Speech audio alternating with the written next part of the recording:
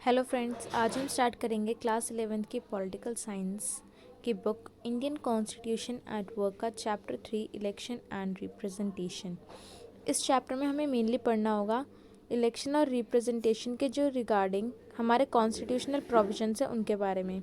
इसका मतलब है कि जो रूल्स हैं हमारे इलेक्शंस और रिप्रेजेंटेशन को लेकर, उनके बारे में हमें इस चैप्टर में पढ़ना होगा। Importance of the method of election chosen in are constitution. हमारे कॉन्स्टिट्यूशन में जो भी मेथड यूज़ किया गया है, मतलब जो मेथड यूज़ किया है हमारे कॉन्स्टिट्यूशन में इलेक्शन को लेकर, उसकी इम्पोर्टेंस के बारे में पढ़ना होगा। और हमें पढ़ना होगा कॉन्स्टिट्यूशनल प्रोविजंस पढ़ने होंगे, हमारी जो इम्पार्शियल मशीनरी है इलेक्शन कंडक्ट कराने की, उनके बारे में। वो इलेक्शन मशीन, जो मशीनरी है इलेक्शंस के लिए, मशीनरी उसे इसलिए बोला गया क्योंकि वो एक पूरा मैकेनिज्म है, उसकी पूरी प्रोसेस है, इसलिए उसे मशीनरी बोला जाता है। और हमें पढ़ना होगा कुछ सजेशंस हमारे कॉन्स्टिट्यूशनल प्रोविजंस को अमेंड करने के लिए। मतलब जैसे अगर कोई प्रॉब्लम होती है तो उसमें अमेंडमेंट होती है, तो उसको लेके कुछ सजेशंस दिए गए हैं इस चैप्टर में। अब हम फर्स्ट टॉपिक पे आते हैं, इलेक्शन एंड डेमोक्रेसी। जब भी हम सोचते हैं कि हमें रिप्रेजेंटेशन की ज़रूरत क्यों है किसी भी लार्ज डेमोक्रेसी में, हमें रिप्रेजेंटेशन की ज़रूरत इसलिए होती है क्योंकि हर सिटीज़न पार्टिसिपेट नहीं कर पाता डायरेक्टली किसी भी डिसीजन मेकिंग में।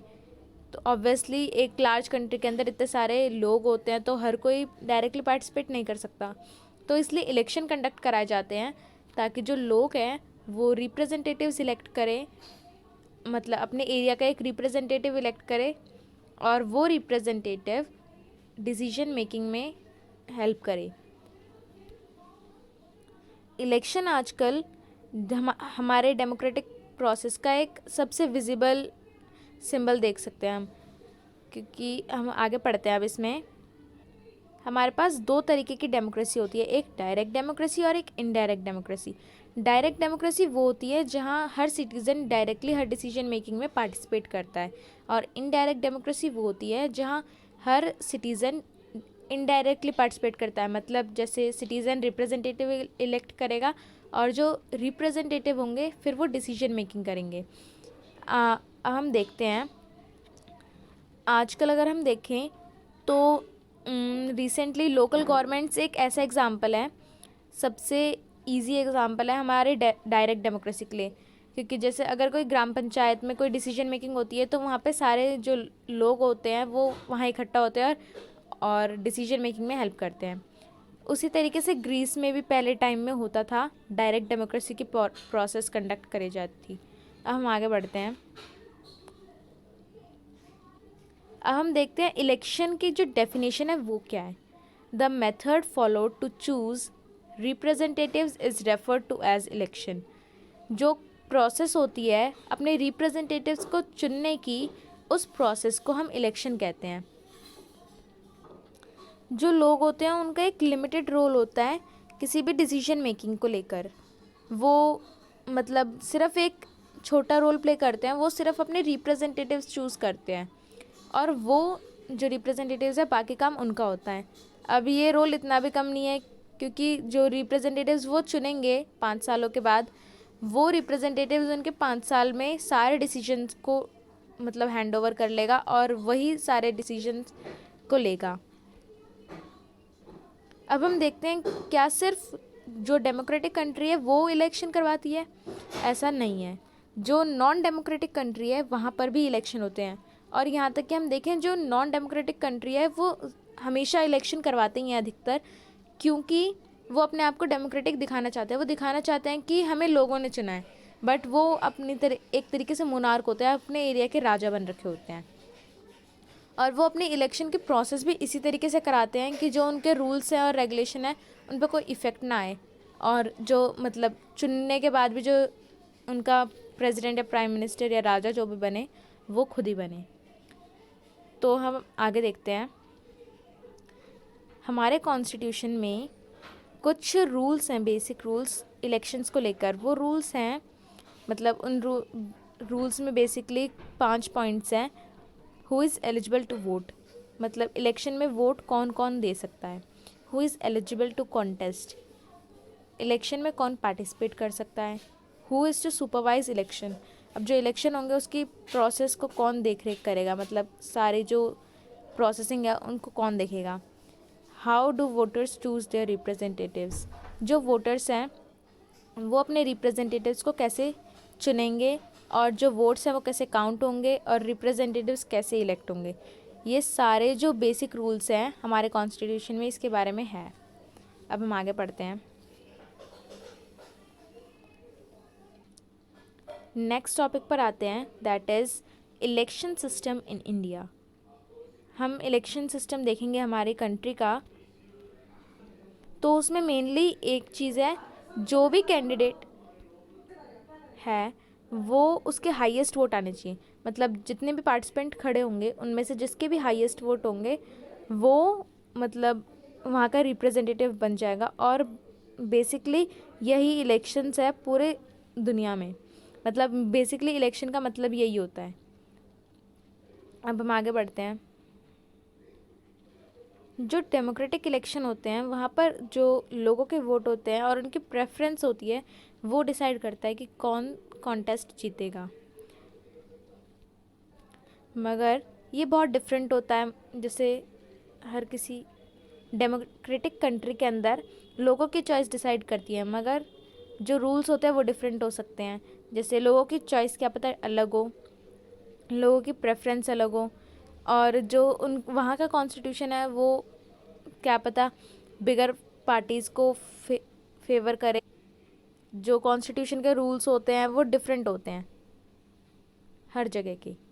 अब जैसे मैंने अभी बताया कि कुछ कॉन्स्टिट्यूशन के रूल्स बिगर पार्टीज़ को फेवर करें, कुछ स्मॉलर पार्टीज़ को फेवर करें, और कुछ मेजॉरिटी कम्युनिटी की साइड लें, या फिर कुछ माइनॉरिटी को प्रोटेक्ट करें। ये सभी वहाँ के रूल्स पे डिपेंड करता है, वहाँ के कॉन्स्टिट्यूशन के क्या रूल्स हैं। अब हम एक न्यूज़ देखते हैं, न्यूज़ क्लिपिंग दे रखी है हमें नवभारत टाइम्स की। हेडिंग दी गई है इसे, पहली बार कांग्रेस के 3/4 बहुमत। इसका मतलब 3/4 मतलब वोटिंग से, परसेंटेज वोटिंग के उनसे जो पार्टी जीती थी, इसका मतलब कि जो कांग्रेस थी उसको 543 में से 415 वोट मिले थे। अब इसका मतलब उसको 80% से ज़्यादा सीट मिली थी, बट एक्चुअली ऐसा नहीं था। कांग्रेस जो थी उसे सिर्फ 48% वोट्स मिले थे। तो कांग्रेस, हम क्वेश्चन ये सोचेंगे 48% वोट से 80% सीट्स कैसे मिल सकती है, तो हम यहाँ देखते हैं। बल्कि हम देखें बीजेपी को 7.4% वोट मिले और उन्हें सीट कितने परसेंट मिली, 1% से भी लेस। अब क्वेश्चन यही है कि 48% वोट से 80% सीट और 7.4% वोट से 1% सीट भी क्यों नहीं मिली। तो हम यहाँ देखते हैं, ये इसलिए हुआ है क्योंकि हमारे जो कॉन्स्टिट्यूशन है, मतलब जो हमारा कंट्री है वो एक अलग तरीके की मेथड फॉलो करता है। हमारी जो पूरी कंट्री है वो 543 कॉन्स्टिट्यूएंसी में डिवाइड है।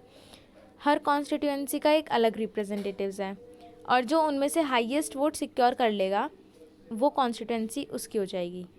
अब ये मेथड अच्छे से समझाया जाता है इधर। जो भी विनिंग कैंडिडेट है उसका ये ज़रूरी नहीं है कि वो मेजॉरिटी ले, वो सिर्फ हाईएस्ट वोट होने चाहिए उसके। अब हम यहाँ देखते हैं FPTP system, first pass the post system. इस सिस्टम में यही होता है, कैंडिडेट के पास मेजॉरिटी हो या ना हो बट उसके हाईएस्ट वोट होने चाहिए। और इस सिस्टम को हम प्लूरैलिटी सिस्टम भी कहते हैं, और इस सिस्टम के बारे में हमारे कॉन्स्टिट्यूशन में लिखा गया है। अब हम यहाँ देखते हैं कि चाहे कैंडिडेट के पास 50% वोट हो या ना हो, बस उसके पास मेजॉरिटी होनी चाहिए। चाहे उसके पास 25% वोट हो, बट जो बाकी कॉम्पिटिटर्स हैं उसके पास 25% से कम वोट होने चाहिए, तो वो जिसके पास हाईएस्ट वोट होंगे और वो जीत जाएगा। इसी तरीके से कांग्रेस के साथ भी हुआ था, जैसे हमने ऊपर पढ़ा।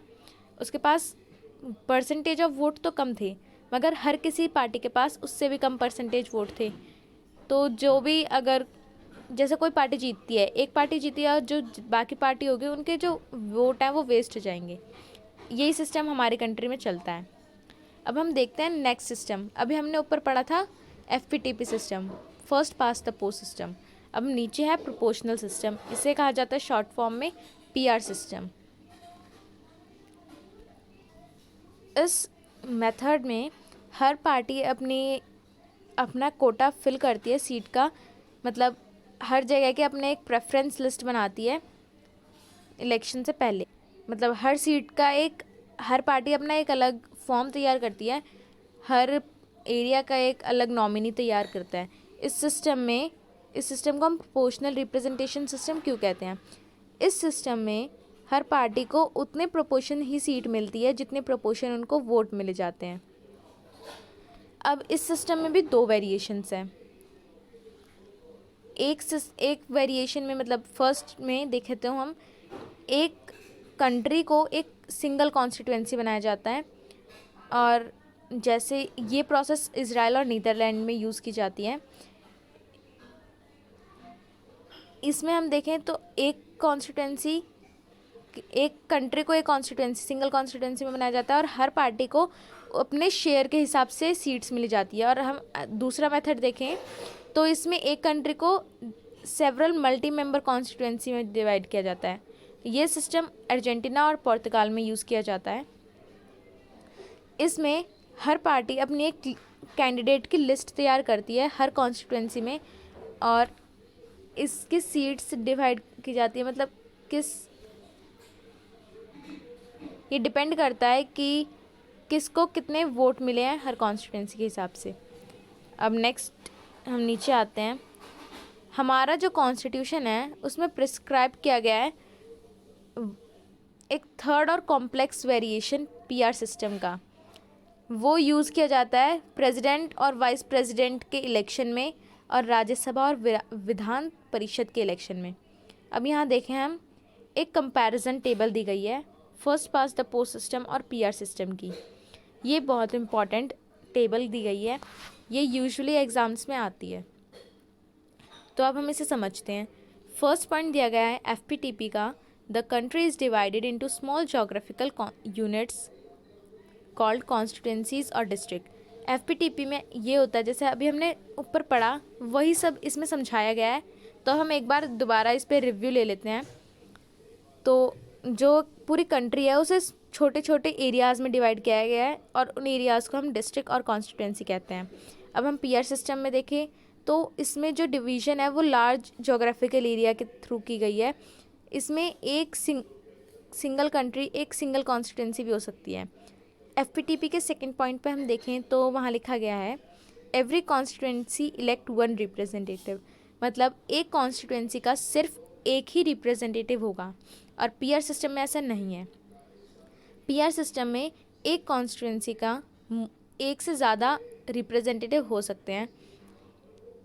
अब थर्ड पॉइंट देखें FPTP का, तो उसमें है वोटर वोट्स फॉर कैंडिडेट। इसमें लोग कैंडिडेट को देख के वोट देते हैं। जैसे आपने सुना भी होगा कि यहाँ लोग निर्दलीय खड़े होते हैं। निर्दलीय मतलब विदाउट एनी पार्टी। तो हुआ ये सिस्टम क्योंकि देखो, आप कैंडिडेट के लिए वोट किया जा रहा है, वहाँ पे पार्टी नहीं है, बट एक सिंगल कैंडिडेट खड़ा है, और कई बार ऐसा होता है कि वो सिंगल कैंडिडेट भी जीत जाते हैं। अब हम PR सिस्टम में देखें तो यहाँ वोटर पार्टी के लिए वोट करता है। अब फोर्थ पॉइंट पे आते हैं। A party may get more seats than votes in the legislature. एक पार्टी जिसको कम वोट्स मिले हैं बट उसकी ज़्यादा सीट्स भी आ सकती है। और PR सिस्टम में है जिसकी जितनी प्रोपोर्शन में वोट्स होंगे उसको उतनी ही प्रोपोर्शन की सीट मिलेगी। मतलब जिसके जितने % वोट उसको उतने % सीट्स। अब candidate who wins the election. अब हम फोर्थ पॉइंट पढ़ रहे हैं FPTP का। Candidates who win the election may not gate majority votes.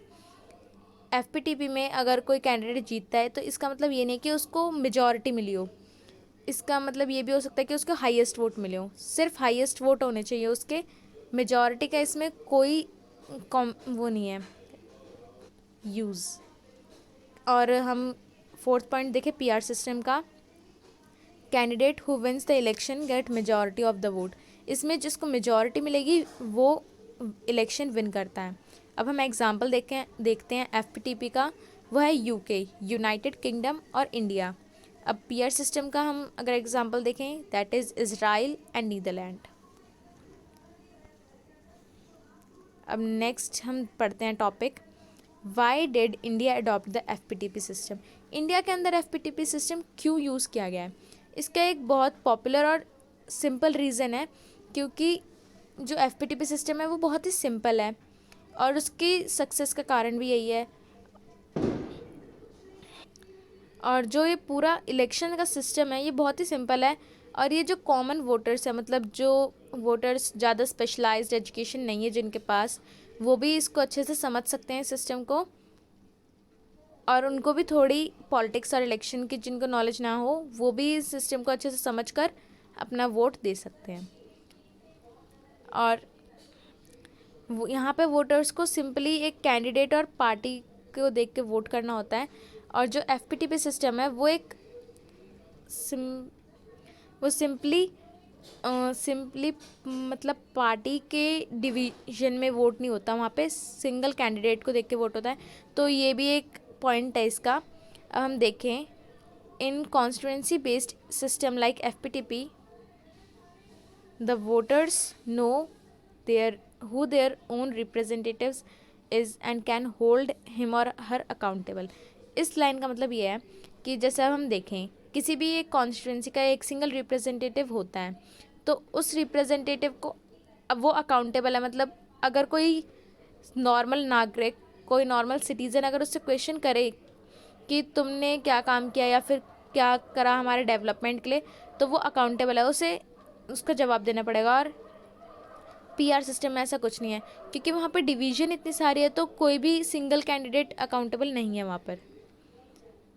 जो हमारे जो कॉन्स्टिट्यूशन मेकर्स थे वो पीआर सिस्टम को सुटेबल नहीं मानते थे हमारी स्टेबल गवर्नमेंट और पार्लियामेंट्री सिस्टम के लिए। PR system may not produce a clear majority but seats in the legislature would be divided on the basis of the share of votes। इस line का मतलब है जो पीआर सिस्टम है वो एक क्लियर मेजॉरिटी नहीं दे सकता, बट क्योंकि जो वो क्लियर मेजॉरिटी क्यों नहीं दे सकता, क्योंकि उसमें जो डिवीज़न है वो वोट्स के आधार पर डिवाइड किया गया है, उसके प्रोपोर्शन में है। अब हम पढ़ते हैं, जो एफपीटीपी सिस्टम है वो यूजली सिस्टम है, एफपीटीपी सिस्टम में जो लार्जेस्ट पार्टी होती है वो कोalition गवर्नमेंट को थोड़ा बोनस भी मिल जाता है। जैसे कि हम देखें, हमारा जो ऊपर एग्जांपल था, कांग्रेस का एग्जांपल दिया गया था, वहाँ पर जो लार्जेस्ट पार्टी है उसको थोड़ा एक्स्ट्रा बोनस मिला वहाँ पर, और जो कोalition होती है उनको भी एक्स्ट्रा बोनस मिलता है। अब हम नेक्स्ट लाइन पे आते हैं, that is the FPTP system has proved to be simple and familiar to ordinary voters. It has help large party to win clear majority at the centre and the state level.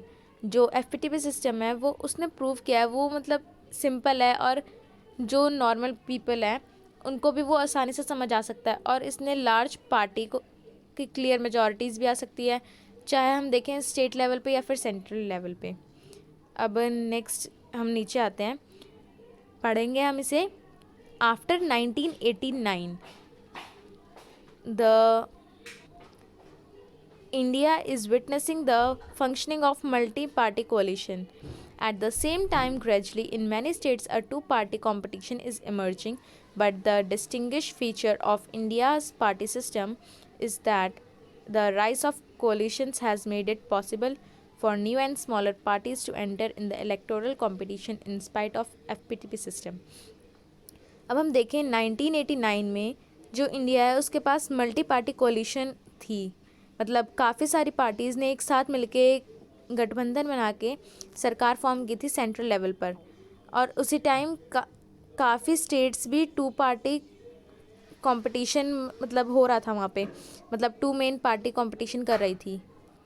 अब हम देखें India में भी जैसे हमने देखा FPTP system में mainly क्या था, जो मेजॉरिटी था उसको थोड़ा फेवर हो सकता था, तो इसमें ये रूल को देखा गया है कि जो स्मॉलर पार्टीज़ है वो भी अब इलेक्शन में आ रही हैं और वो पार्टिसिपेट कर पा रही हैं कोalition गवर्नमेंट के थ्रू, और ये अब इजी हो गया किसी भी न्यू पार्टी को इलेक्शन फॉर्म में आने के लिए। तो फ्रेंड्स अभी के लिए सिर्फ इतना ही। आप सब प्लीज़ मेरी वीडियो को लाइक, कमेंट, शेयर और सब्सक्राइब कीजिए और प्लीज़ बेल आइकन को दबा दीजिए।